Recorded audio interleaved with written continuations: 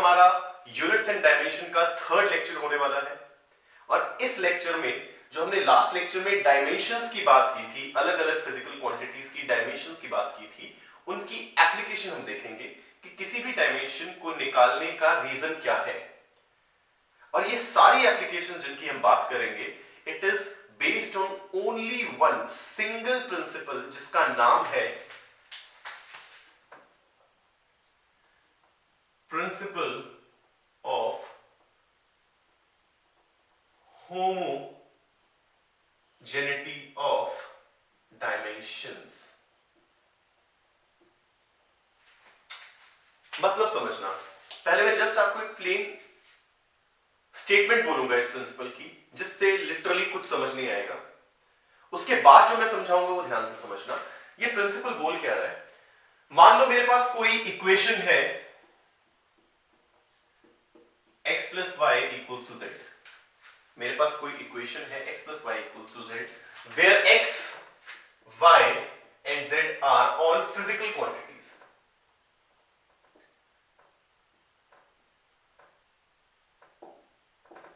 Where x, y and z ये सब मेरी फिजिकल क्वांटिटीज हैं।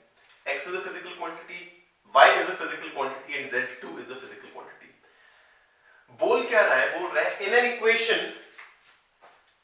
where all these are physical quantities, the dimension of each term, इसकी dimension, इसकी dimension और इसकी डायमेंशन हमेशा सेम होगी। प्रिंसिपल बोल रहा है in an equation consisting different physical quantities, dimension of each of the term, dimension of each term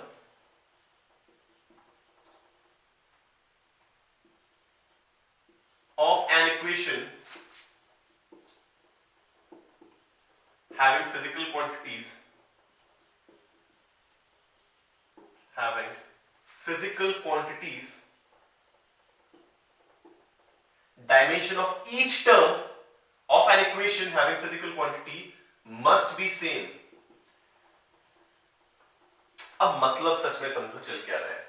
अगर मैं बोलूं 5 लीटर में 10 किलोमीटर ऐड करो, does it make any sense? कुछ सेंस बन रही है? बिल्कुल नहीं बन रही। मैं 5 लीटर में 6 लीटर तो ऐड कर सकता हूं, यानी लीटर्स में लीटर्स तो ऐड कर सकता हूं, मैं लीटर्स में किलोमीटर्स ऐड नहीं कर सकता।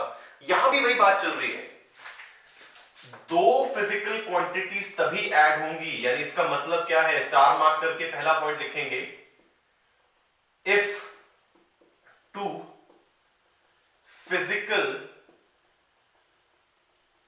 quantities are added, they must have same dimension, they must have same dimension। दो फिजिकल क्वांटिटीज को अगर मैं ऐड कर रहा हूं, जरूरी है उनकी डायमेंशन सेम हो। You can add litres in litres, metres in metres, KGs in KGs. मैं ऐसा बोलूंगा अगर केजी में मीटर ऐड करो, it doesn't make any sense, कोई मतलब ही नहीं बन रहा इस बात का। दैट मींस दो फिजिकल क्वांटिटीज अगर ऐड हो रही हैं तो दोनों की डायमेंशन सेम होगी। सेकंड पॉइंट, ये पूरी चीज अब इससे इक्वेट हो रही है। मैं दो चीजों को इक्वेट कब करूंगा, मैं ये बोल सकता हूं 10 केले is equal to 5 bananas, doesn't make any sense. 5 kilometre is equal to 5 litre, doesn't make any sense. यानी दो फिजिकल क्वांटिटीज इक्वेट हो रही हैं, यानी उनकी डायमेंशंस भी एग्जैक्टली सेम होनी चाहिए। तो if two physical quantities, if two physical quantities are equated, they must have same dimensions। दो फिजिकल क्वांटिटीज को अगर मैं इक्वेट कर रहा हूं, जरूरी है उनकी डायमेंशंस भी सेम हो। तो प्रिंसिपल ऑफ होमोजेनिटी बुक्स में ऑथर्स जो लिखते हैं वो यही लिखते हैं, बट इसका मतलब क्या है, if two physical quantities are added, they have to have same dimensions, and if two physical quantities or more than two physical quantities are equated, they must have same dimension। बात समझ में आई? इसी principal को use करके हम सारी application dimensions की अभी देखने वाले हैं। चलो नोट करते जाओ बच्चे, साथ साथ नोट्स सुंदर बनाएंगे। जिससे नोट्स नहीं बन रहे, देखना एक और चीज है, मे बी आपसे नोट्स बनते ना हो, किसी राइटिंग अच्छी नहीं है, सो ऑन। तो वन ऑफ माय स्टूडेंट, उसका एक यूट्यूब चैनल है प्लस उसका एक टेलीग्राम आईडी भी है, मैं डिस्क्रिप्शन बॉक्स में मेंशन कर दूंगा। He is preparing notes side by side, और वहां से आप पीडीएफ फॉर्म में डाउनलोड कर सकते हो। तो I paste the link, I mention the link in the description box. PDF notes आपको वहां से मिल जाएंगे। चलो आगे चलते हैं। राइट डाउन फर्स्ट एप्लीकेशन, पहली application of dimensional analysis. Number 1, to check correctness of a given formula. To check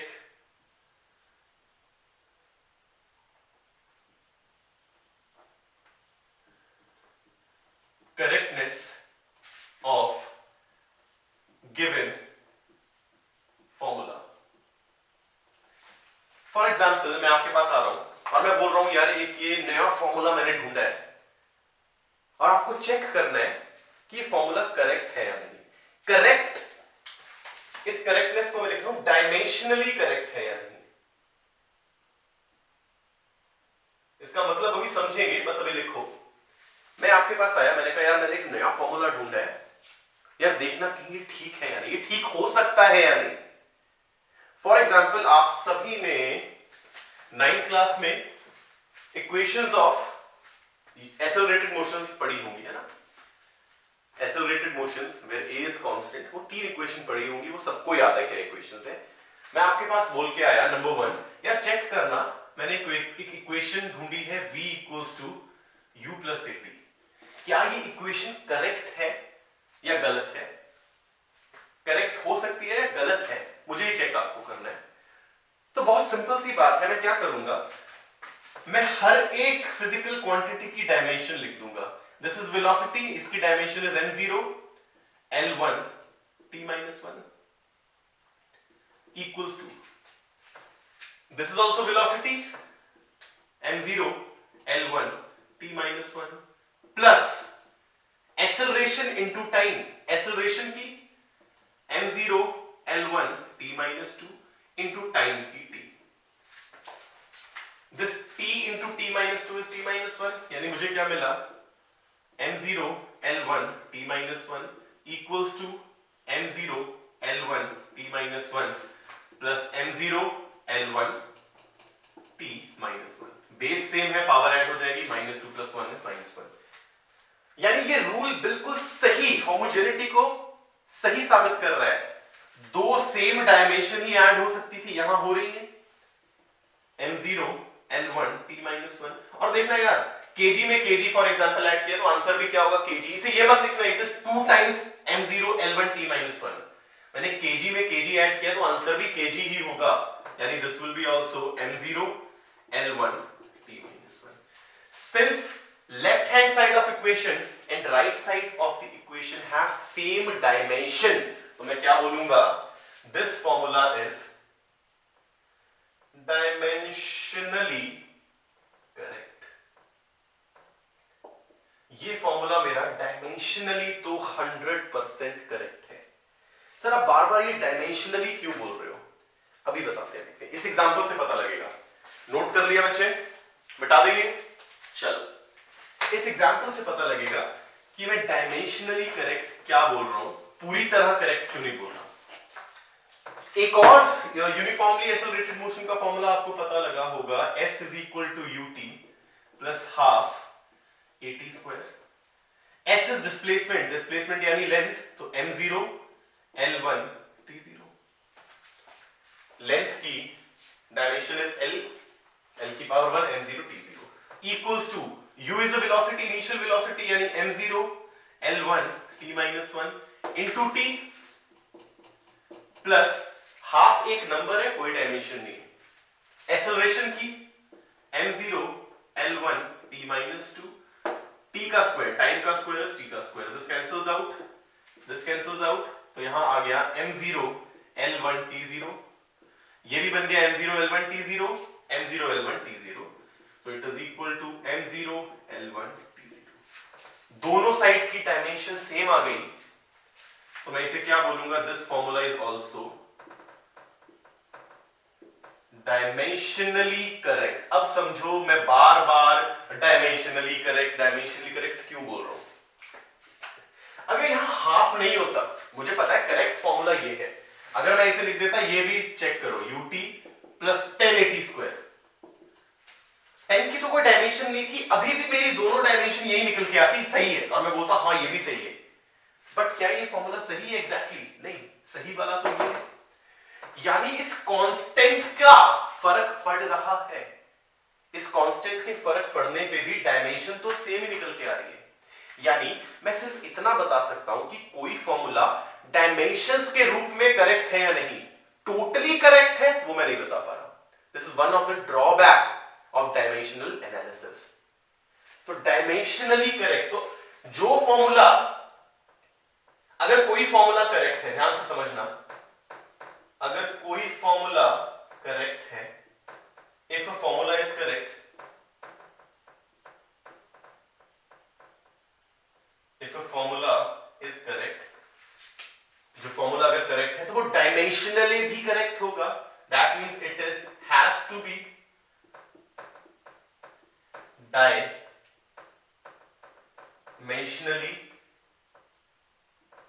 correct. But उल्टा सही नहीं है, ये वाला फॉर्मूला भी डायमेंशन यही देता, तो अगर फॉर्मूला इज डायमेंशनली करेक्ट,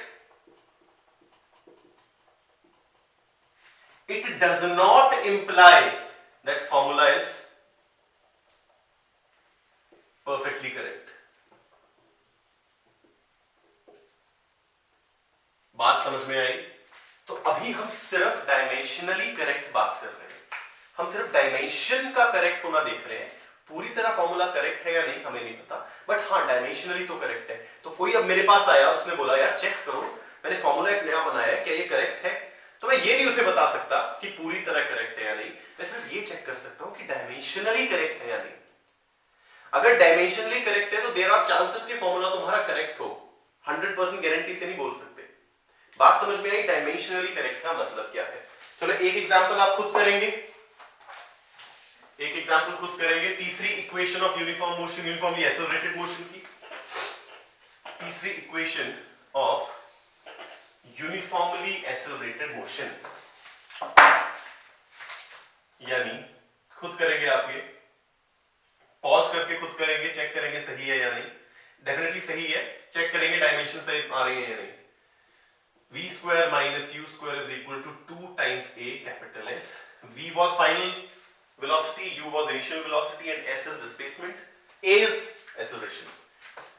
यानी वेलोसिटी का स्क्वायर यानी m0 l1 t minus 1 का स्क्वायर माइनस अगेन वेलोसिटी का square m0 l1 t minus 1 का स्क्वायर इक्वल्स टू 2 की कोई डायमेंशन नहीं, acceleration is m0 l1 t minus 2 and displacement is a length, तो l। तो ये क्या बन गया, m0 l2 t minus 2 minus m0 l2 t minus 2 equals to m0 l2 t minus 2। अब इसे कोई जीरो मत लिख देना यार कि 10 सेम है माइनस करके जीरो। 10 केजी में से 5 केजी घटाओ तो आंसर भी केजी में आएगा, तो हम सिर्फ यूनिट्स की बात कर रहे हैं, kg minus kg, answer is in kg. तो this is m0 l2 t minus 2 equals to m0 l2 t minus 2। यानी again this formula is correct या डायमेंशनली करेक्ट? है तो करेक्ट, बट मैं अभी तक क्या कंक्लूड कर पाया हूं, इट इज डायमेंशनली करेक्ट। तो अगर कोई formula is dimensionally correct, there are chances कि वो पूरी तरह करेक्ट हो। मैं 100% एक्यूरेसी से नहीं बोलता, this is drawback of dimensional analysis. चलो यार एक ऐसे एग्जांपल भी करते हैं जो मुझे पता है गलत है, जो मुझे पता है गलत है, और मैं उसे देखूंगा डायमेंशनली भी वो गलत ही निकलेगा। फॉर एग्जांपल मैं बोलूं कि मुझे किसी ने आके बोला कि पोटेंशियल एनर्जी का फॉर्मूला है, किसी ने मुझे बोला पोटेंशियल एनर्जी का फॉर्मूला है mg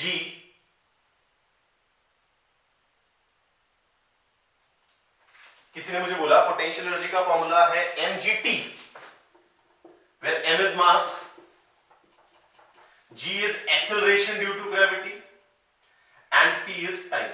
हम जानते हैं पोटेंशियल एनर्जी का फॉर्मूला है mgh, बट किसी ने बोला यार ये फॉर्मूला है, तो मैं चेक करता हूं यार डायमेंशन सेम आ रही है या नहीं। हाँ जी, एनर्जी की डायमेंशन हमें पता है, याद होनी चाहिए जो लिस्ट हमेशा दिखाई थी मैंने कल आपको। Potential energy m L2 T minus 2, mass is m, g is acceleration यानी m0 L0, मास तो मास ही रहेगा m, m0 L1 T minus 2 and time is t, यानी this becomes m1 L2 T minus 2 equals to m1 L1 T minus 1. Are these dimensions same? No. यानी मैं क्या बोलूंगा, it is not dimensionally correct. It is not dimensionally correct. और अगर dimensionally ही correct नहीं है कोई फॉर्मूला तो वो correct कभी हो ही नहीं सकता. That means this formula is not correct. This formula is not correct. यहां चेक कर लेते हैं, ये करेक्ट है। Energy is m1 L2 T minus 2. This is mass m, g is acceleration due to gravity, यानी m0 L1 T minus 2 and h is height which is length. So this is m1 L2 T minus 2 और इस side भी क्या बन गया m1 L11 to 2 T minus 2. This is definitely dimensionally correct. तो ये थी मेरी फर्स्ट एप्लीकेशन जहां मैं डायमेंशंस का यूज करके किसी भी फॉर्मूला की वैलिडिटी को चेक कर सकता हूं, वेदर और not it is dimensionally correct और नॉट। यदि डायमेंशनली करेक्ट है तो देयर आर चांसेस कि फॉर्मूला पूरी तरह करेक्ट होगा, बट अगर डायमेंशनली गलत हो गया तो कभी फॉर्मूला सही मेरा नहीं हो सकता। हाँ जी, बात समझ में आई?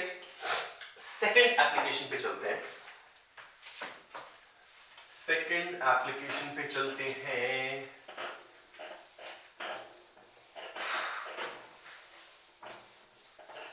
सेकेंड एप्लीकेशन क्या है, बोल रहा है टू चेक या टू फाइंड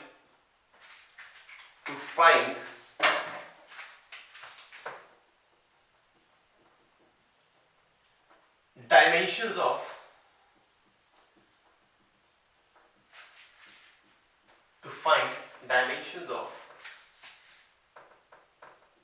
constants। सर इसका क्या मतलब हो? अच्छा, जब आपने ग्रेविटेशन चैप्टर पक्का पढ़ा होगा, हम वहां क्या बोलते थे, दो मासेस के बीच में force is directly proportional to masses का product, force is inversely proportional to उन मासेस के सेंटर टू सेंटर डिस्टेंस के स्क्वायर के। जब इन्हें कंबाइन करते थे लिखते थे it is proportional to m1 m2 by r square, और बोलते थे प्रोपोर्शनैलिटी का साइन हटा तो एक कांस्टेंट लगाना पड़ेगा, उसी को बोलते थे कैपिटल जी। याद आया कुछ? और इसको क्या बोलते थे जी को? It is universal gravitational constant. मैं ऐसे कांस्टेंट्स की डायमेंशन निकाल सकता हूं यूजिंग डायमेंशनल एनालिसिस। बहुत सिंपल सी बात है यार, मुझे ये फॉर्मूला पता लग गया,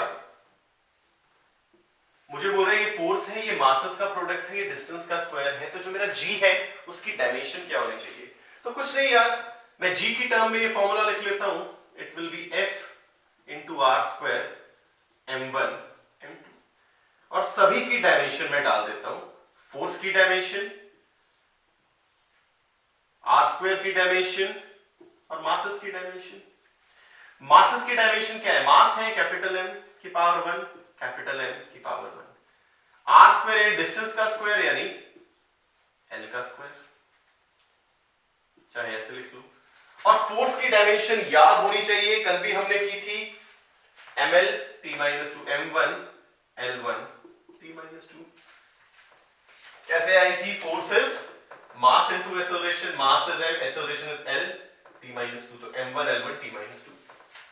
सॉल्व कर लिया तो मेरे g की डायमेंशन क्या आ गई? It is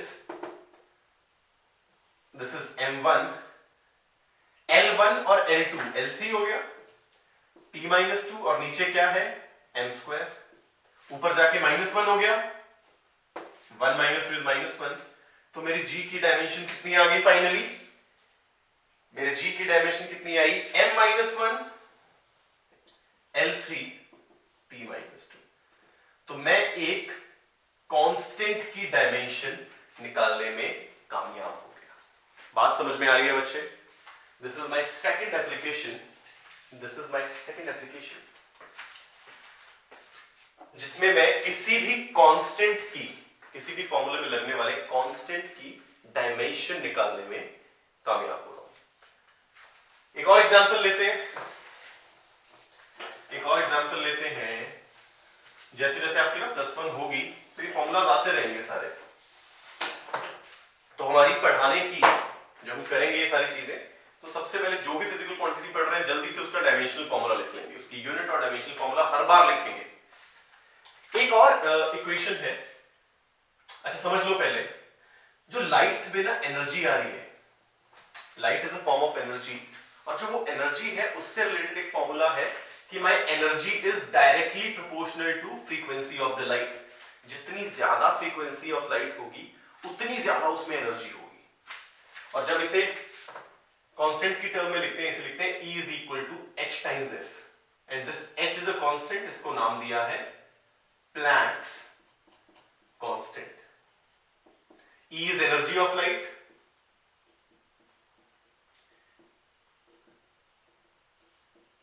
F is frequency of light, right? तो मुझे बोल रहा है इस H की, जो मेरा Planck's constant लगा, उसकी यूनिट बताओ। तो कुछ भी नहीं है यार, मैं लिख लूंगा, मैं H is E by F, सबकी मैं डायमेंशन डाल दूंगा। E is एनर्जी, एनर्जी की dimension m1 L2 T-2। F is frequency, frequency is 1 by time, तो फ्रीक्वेंसी की क्या थी? T-1। ऊपर ले गए तो मेरे प्लैंक्स कांस्टेंट की डायमेंशन क्या आ गई? m L2 T-1। ऊपर गए +1 हो गया, -2 + 1 is -1, तो प्लैंक्स कांस्टेंट की dimension is m1 L2 T-1, चाहे m L2 T-1 लिखो चाहे m1, जहां कुछ नहीं है वहां 1 है, राइट? तो this is about second application of dimensional analysis. अब हम चलने वाले हैं अपनी तीसरी एप्लीकेशन की तरफ। मैं एक बार टाइम देख लूं। ओके, मेरी तीसरी एप्लीकेशन क्या है? ध्यान से समझना इस एप्लीकेशन को। पहले लिख लूं, मैं इसका हेडिंग डाल दूं, मैं तीसरी एप्लीकेशन की हेडिंग डाल लूं। क्या है?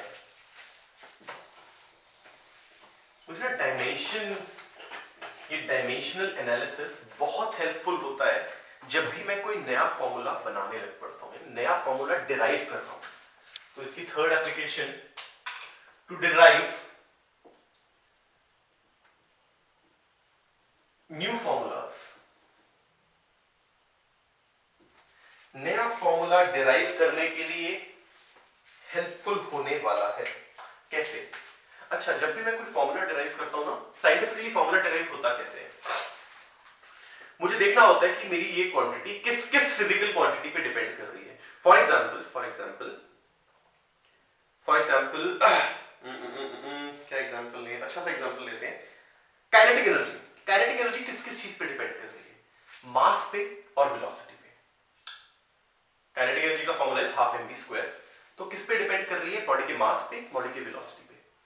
मैं देखूंगा यार मास बढ़ रहा है तो काइनेटिक एनर्जी बढ़ रही है, वेलोसिटी बढ़ रही है तो भी काइनेटिक एनर्जी बढ़ रही है, बट मुझे ये पता नहीं होगा यार किस हिसाब से बढ़ रही है। ऑल्दो काइनेटिक एनर्जी का फॉर्मूला है 12 mv²।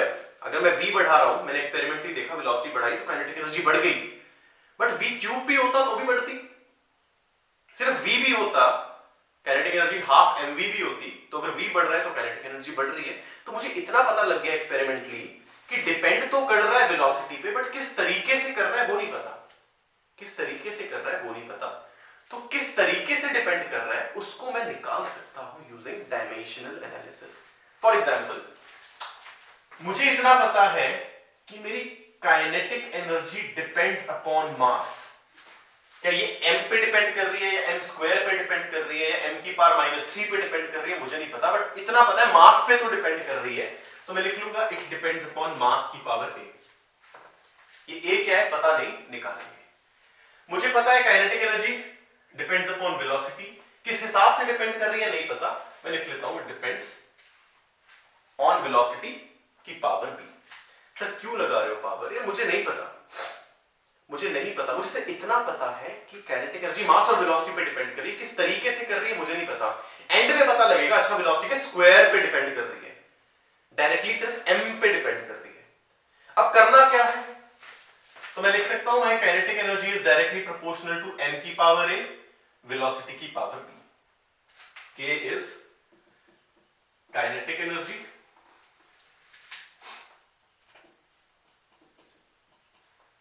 m is mass, v is velocity। मुझे इतना पता था, डिपेंड कर रही है, किस तरीके से कर रही है नहीं पता। प्रोपोर्शनैलिटी हटाएंगे तो कुछ कांस्टेंट लगा लेते हैं। कांस्टेंट मान लो फिलहाल है a, कांस्टेंट है a, m की पावर a, v की पावर b।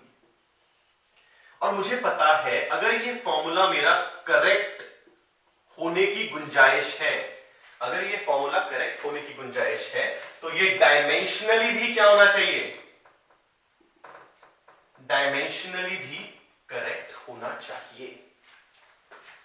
अब जो मैंने कांस्टेंट लगाया ये क्या है, एक न्यूमेरिकल कांस्टेंट, एक न्यूमेरिकल कांस्टेंट है। दो तरीके के कांस्टेंट होते हैं, एक न्यूमेरिकल कांस्टेंट जहां सिर्फ नंबर एक लग गया, और एक ऐसे कांस्टेंट जिनकी खुद की डायमेंशन होती है। फॉर एग्जांपल g, यहां पर इस हाफ की कोई डायमेंशन नहीं थी, मुझे पता नहीं है हाफ है क्या, बट कोई डायमेंशन नहीं है। तो अगर मैं k की डायमेंशन डालूं, k is energy, kinetic energy. हाँ जी, क्या होती है काइनेटिक एनर्जी की डायमेंशन? काइनेटिक एनर्जी की डायमेंशन क्या होती है? m1 l2 t - 2 equals to, number की कोई डायमेंशन नहीं, मास की डायमेंशन इज m की पावर a लग रही है, वेलोसिटी की dimension is m0 l1 t - 1, मैंने पावर यूज की है। अगर ये फॉर्मूला जो मैंने ऐसे लिखा करेक्ट है, तो डायमेंशनली भी करेक्ट होना चाहिए। तो मैंने हर एक फिजिकल चीज की डायमेंशन भर दी, मैंने हर एक फिजिकल क्वांटिटी की डायमेंशन भर दी। सॉल्व करते हैं, it becomes m1 l2 t - 2 equals to, यहां m की पावर a, यहां m की पावर 0, तो m की पावर a, l की पावर b और t की पावर -b, t की पावर -b। बात समझ में आई? m की पावर a, l की पावर b, t की पावर -b। एंड नाउ अगर ये दोनों डायमेंशन सेम होनी है, अगर सही है तो होनी चाहिए, दैट मींस ये इंडिविजुअल टर्म भी सेम होनी चाहिए, यानी m की power 1 should be equal to m की पावर a। कंपैरिजन से पता लग गया my a is equal to 1। l की power 2 should be equal to l की पावर b, कंपैरिजन से पता लग गया b इज इक्वल टू 2। अगला भी कर सकते हो, t की पावर 2 इक्वल्स टू e की पावर -b, या t की पावर -2 इक्वल्स टू t की पावर -b, b यहां से भी क्या आ रहा है 2। अब a और b की वैल्यूज जो मेरा फॉर्मूला आ रहा था मैं वहां पुट कर देता हूं, तो मेरी काइनेटिक एनर्जी क्या हुई, some constant a into m की पावर 1 और v का स्क्वायर। हाँ जी, काइनेटिक एनर्जी क्या होती है, half mv square, constant a जो एंड में हाफ निकल के आएगा, नहीं निकाल रहे अभी, बट फिजिकल क्वांटिटीज पे कैसे डिपेंड कर रहा है, माना था m की किसी पावर a पे कर रहा है, अपने आप आ गया m, v की किसी पावर b पे कर रहा है, अपने आप b मेरा 2 आ गया। Kinetic energy is directly proportional to mass and directly proportional to velocity का स्क्वायर, अपने आप निकल के मेरे आ गया। So this is my third application of dimensional analysis. बात समझ में आई बच्चे? किस तरीके से डायमेंशंस का यूज करके आप नया फॉर्मूला जो डिराइव कर रहे हो किस तरीके से डिपेंड कर रहा है वो आ जाएगा। एक और एग्जांपल करें, एक और एग्जांपल करते हैं।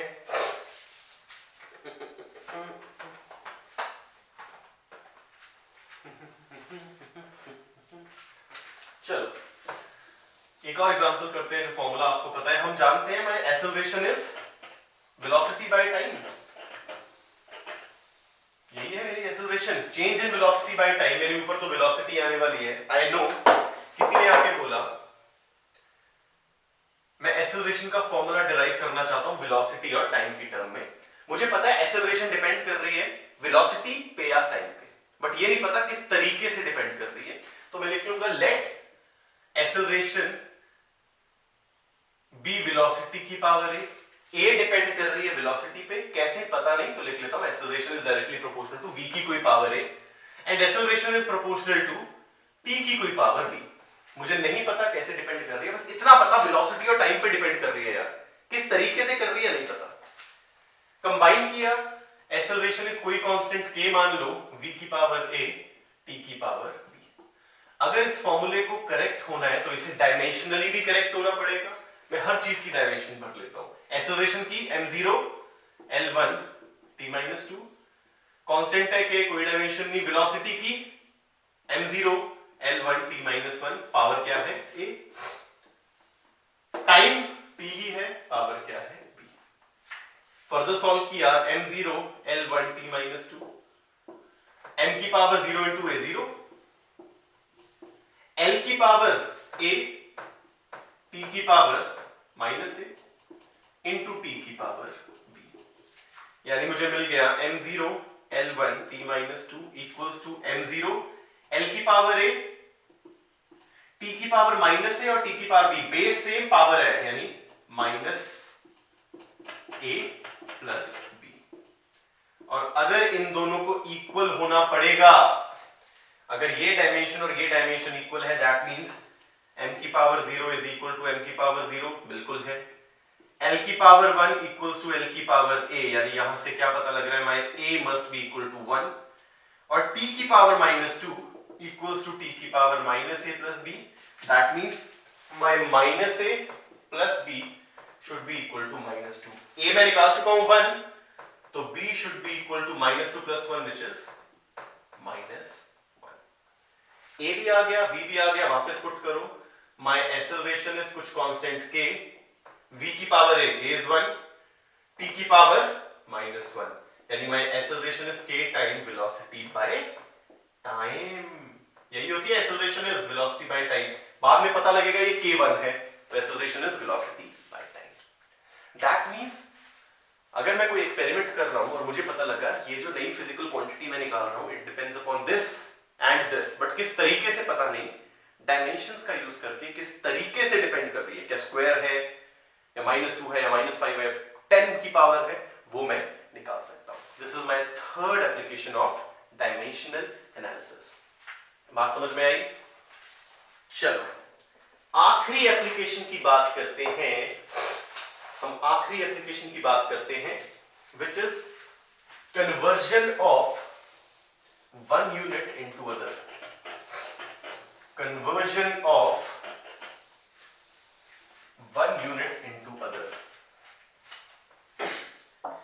इससे पहले ना, इसे समझने के लिए एक चीज पहले देखो।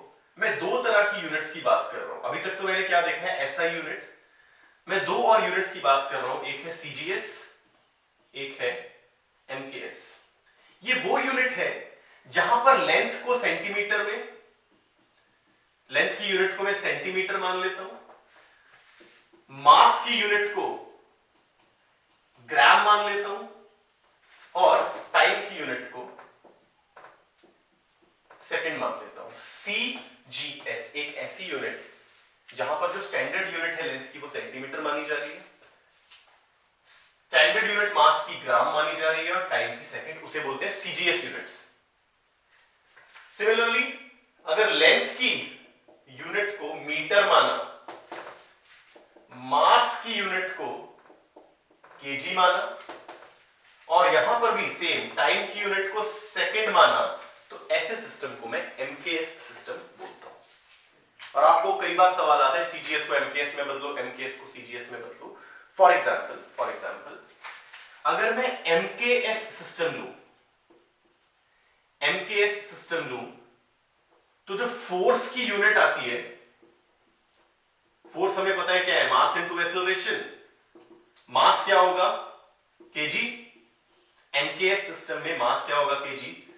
एक्सेलरेशन क्या होता है, मीटर पर second square. Meter is metre पर सेकेंड स्क्वायर। मैं इसे लिख सकता हूं केजी मीटर सेकेंड की पावर -2। बोल रहा है एमकेएस में फोर्स को मैं क्या बोलता हूं, Newton.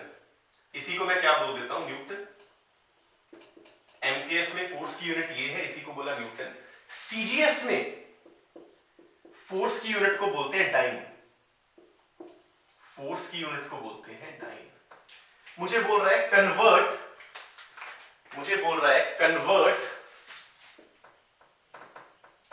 1 newton into dyne. 1 newton में कितने डाइन है वो बताओ। फॉर एग्जांपल बोल रहा है 1 केजी में कितने ग्राम्स है वो बताओ। ये तो मैं रटा हुआ है, 1 केजी मतलब 1000 ग्राम, बट अब बोल रहा है 1 न्यूटन मतलब कितना डाइन वो बताओ। तो वो मैं कैसे करूंगा, ध्यान से समझना। अच्छा, अगर मैं बोल रहा हूं 4 किलोमीटर को मीटर में चेंज करो, तुम्हारा आंसर क्या होगा? Sir 4000 metre. बहुत सिंपल था। अब ध्यान से देखना, मैंने बोला था किसी भी मेजरमेंट में 2 चीजें होती हैं, एक न्यूमेरिकल वैल्यू और एक unit. This is my numerical value n, this is my unit u। अच्छा, किलोमीटर बड़ी यूनिट है या मीटर? Definitely kilometre. तो जब मैंने किलोमीटर को मीटर में चेंज किया तो यूनिट मैंने बड़ी से छोटी की, किलोमीटर से मीटर कर दी, तो न्यूमेरिकल वैल्यू 4 से 4000 हो गई, न्यूमेरिकल वैल्यू तब बढ़ गई। एक और एग्जांपल देखते हैं। अगर मैं बोल रहा हूं 1 किलोमीटर को, या फिर बोल रहा हूं 1 मीटर को सेंटीमीटर में चेंज करो, हमें पता है 1 मीटर इज 100 सेंटीमीटर, तो न्यूमेरिकल वैल्यू बढ़ गई बट यूनिट बड़ी से छोटी हो गई। यानी my numerical value is inversely proportional to unit. बात समझ में आई? मेरी न्यूमेरिकल वैल्यू किसी भी मेजरमेंट की यूनिट के इनवर्सली प्रोपोर्शनल है।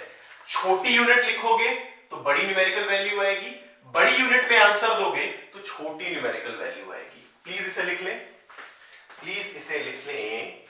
क्या लिख लें? इन एनी मेजरमेंट, ये नोट करें जो भी लिखा था, समझे। इन एनी मेजरमेंट, कोई मेजरमेंट ली, for example 4 kilometer, this is numerical value, n को मैं बोल रहा हूं न्यूमेरिकल वैल्यू और किलोमीटर को बोल रहा हूं यूनिट। इसको बोला मीटर में चेंज करो तो मैंने लिखा 4000 मीटर, दिस इज इसकी न्यूमेरिकल वैल्यू, ये है इसकी यूनिट। तो यूनिट छोटी हुई, न्यूमेरिकल वैल्यू बढ़ गई, यानी numerical value is inversely proportional to unit. यानी मैं क्या बोल सकता हूं? Numerical value is equal to some constant divided by unit, या फिर numerical value into unit is always a constant. इसे याद रखना, numerical value into unit is always a constant. Numerical value बढ़ाओगे तो यूनिट छोटी हो जाएगी, यूनिट छोटी हुई, न्यूमेरिकल वैल्यू बढ़ गई। इसी को यूज करके मैं यूनिट कन्वर्ट कर सकता हूं। करें एक क्वेश्चन, बहुत इंपॉर्टेंट सवाल और कंसेप्ट इससे बनेगा। मुझे बोल रहा है convert 1 newton into dyne, convert 1 newton into how many dynes. Newton में किस में है? एमकेएस में। डाइन किस में है? सीजीएस में। ये सवाल में गिवन होगा आपको कि एमकेएस में है सीजीएस में। यहां क्या आ रहा था मुझे पता है, फोर्स की यूनिट है, force is mass into acceleration, force is mass into acceleration. Mass यहां क्या होगा? केजी में, एक्सेलरेशन इज मीटर पर सेकंड स्क्वायर। यहां पर क्या होगी फोर्स? मास क्या होगा? ग्राम में। एक्सेलरेशन क्या होगी? यहां पर मीटर में करते हैं, यहां पर क्या होगा? सेंटीमीटर। टाइम तो सेम रहेगा, पर सेकंड स्क्वायर। यानी मुझे कन्वर्ट करना है 1 न्यूटन इंटू कितना डाइन। तो मुझे पता है for any measurement n into you constant रहेगा, न्यूमेरिकल वैल्यू इंटू उसकी यूनिट कांस्टेंट रहेगी। यहां न्यूमेरिकल वैल्यू क्या बोला है? 1 इंटू यूनिट क्या है? केजी मीटर पर सेकंड स्क्वायर। यहां पर न्यूमेरिकल वैल्यू क्या है? पता नहीं, एन डैश मान लेते हैं। इंटू यूनिट क्या है? ग्राम सेंटीमीटर पर सेकंड स्क्वायर। और मुझे पता है n into you is constant. ये n इंटू यू और ये n इंटू यू कांस्टेंट है, मतलब सेम है। Numerical value into unit will always remain same. यहां न्यूमेरिकल वैल्यू बोला था 1, यूनिट है।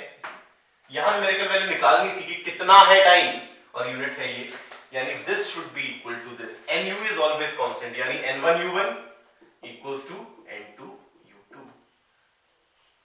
किसी भी मेजरमेंट की n इंटू u कांस्टेंट है, यानी n1u1 is equal to n2u2, यानी 1 kg मीटर पर second square equals to n dash माना है ग्राम सेंटीमीटर पर सेकंड स्क्वायर।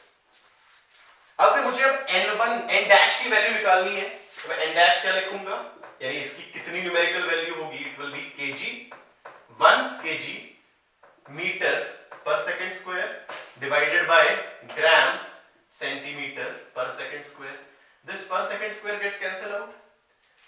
ऊपर kg को मैं लिख सकता हूं, 1 kg में कितने ग्राम्स, 1000 ग्राम्स, इनटू 1 मीटर में कितने सेंटीमीटर, 100 सेंटीमीटर। नीचे क्या है, ग्राम सेंटीमीटर।